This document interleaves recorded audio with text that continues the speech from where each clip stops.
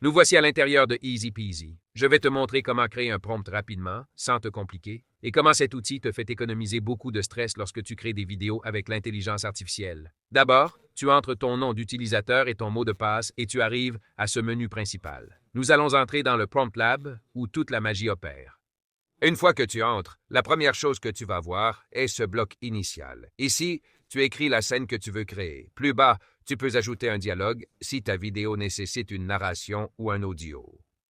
Tout est organisé pour que tu n'aies pas à jongler entre 1000 applications ou notes. Et avant de commencer, je veux te montrer quelque chose que beaucoup de gens ignorent. Même si tu écris le même prompt, chaque plateforme le comprend différemment. Kling le traite d'une manière, Sora d'une autre, Runway a ses propres règles. Et quand tu lances un prompt générique, souvent tu obtiens des résultats étranges, incohérents ou complètement différents de ce que tu avais imaginé. C'est pourquoi cette fonctionnalité est si importante.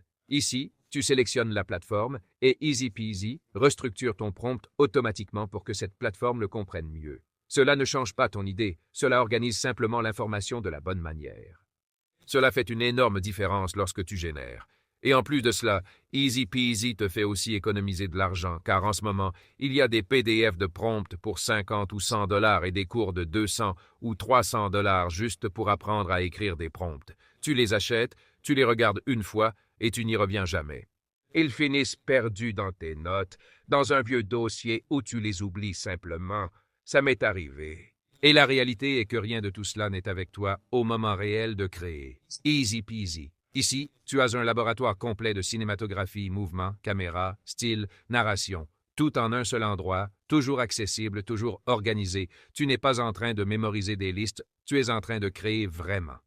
C'est quelque chose qu'aucun influenceur, aucun vendeur de prompt et aucun cours ne t'offre. Commençons.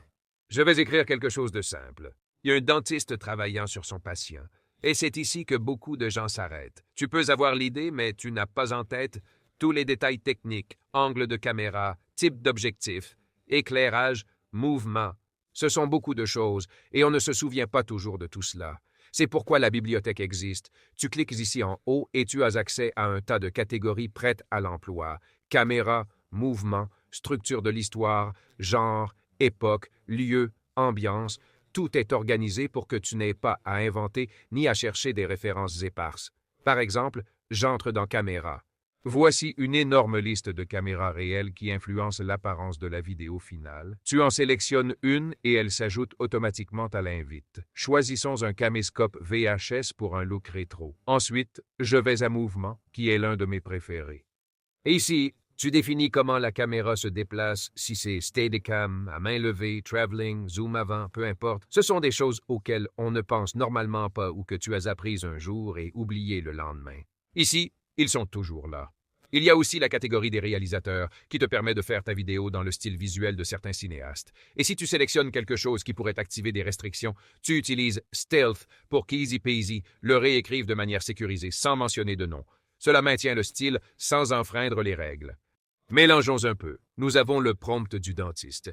Nous ajoutons un look rétro, caméscope VHS, un mouvement intéressant et une heure dorée forte pour avoir une lumière dramatique et quelque chose d'important. Tu peux créer la scène principale, mais tu peux aussi ajouter une intro, une transition ou une scène finale.